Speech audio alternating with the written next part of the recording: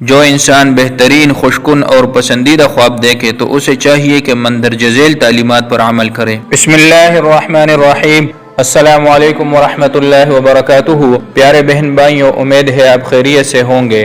آج اس ویڈیو میں ہم بات کریں گے اچھے اور برے خوابوں کے اقسام کے حوالے سے اور ان کے آنے کی وجوہات، اور اگر اچھے اور برا خواب دیکھے تو کیا کرنا چاہیے۔ چینل پر نئے ہیں تو سبسکرائب کیجئے۔ یہ بات ذہن نشین رہے کہ اچھا اور برا خواب دیکھنے میں انسان کے ذاتی حالات، ذریعہ معاش، سوچ اور فکر، حالت بیداری میں پیش آنے والے حالات اور واقعات، ذہنی اور قلبی رجحانات اور صحت اور مرض کا بنیادی عمل دخل ہے۔ حضرت ابو ہریرہ رضی اللہ تعالی عنہ فرماتے ہیں کہ نبی کریم صلی اللہ علیہ وسلم نے ارشاد فرمایا کہ خواب تین طرح کے ہوتے ہیں۔ نمبر 1 اللہ تعالیٰ کی طرف سے بشارت، نمبر 2 حدیث النفس یعنی نفسانی خیالات، نمبر 3 شیطان کی طرف سے دراندازی۔ امام ابن سیرین رحمۃ اللہ علیہ خوابوں کی تعبیر کے بلند پایہ عالم اور ماہر عالم دین تھے۔ اللہ تعالیٰ نے ان کو علم کی دولت سے خوب نوازا تھا، جبکہ تعبیر کے سلسلہ میں وہ مرجع خلائق تھے۔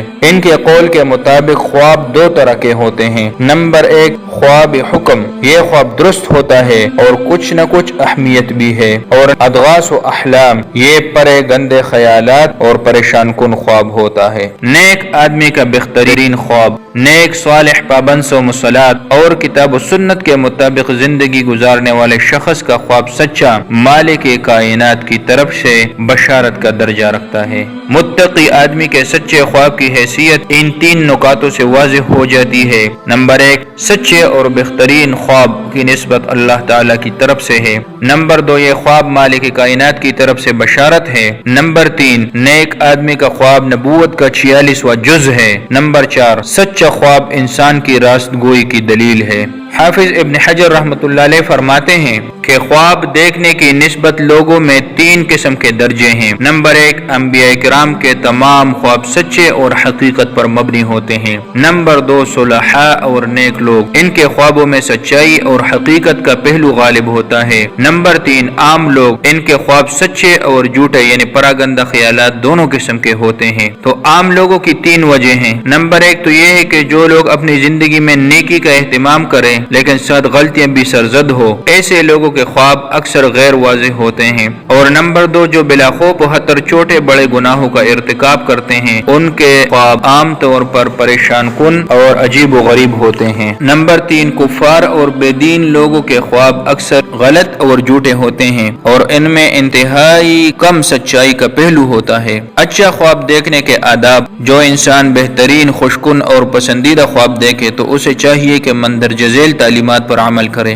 اللہ تعالیٰ کی حمد و ثنا بیان کرے۔ نمبر 2 یہ خوشخبری دوسروں کو بھی سنائے۔ نمبر 3 خوشی کا اظہار کرے، اور نمبر 4 یہ خواب کسی سچے دوست اور اپنے خیر خواہ کو سنائے، عام لوگوں کو نہ سنائے، کیونکہ آپ نے ارشاد فرمایا اذا رأى احدكم رؤيا يحبها فانما هي من الله فليحمد الله وليحدث بها۔ اگر تم میں سے کوئی پسندیدہ خواب دیکھے تو یہ اللہ تعالیٰ کی طرف سے بشارت ہے، اسے چاہیے کہ اللہ کی حمد و ثنا بیان کرے اور اس خواب کو بیان کرے۔ اور ایک اور جگہ ارشاد فرمایا کہ خواب کسی عالم یا خیر خواہ کو ہی بیان کرے۔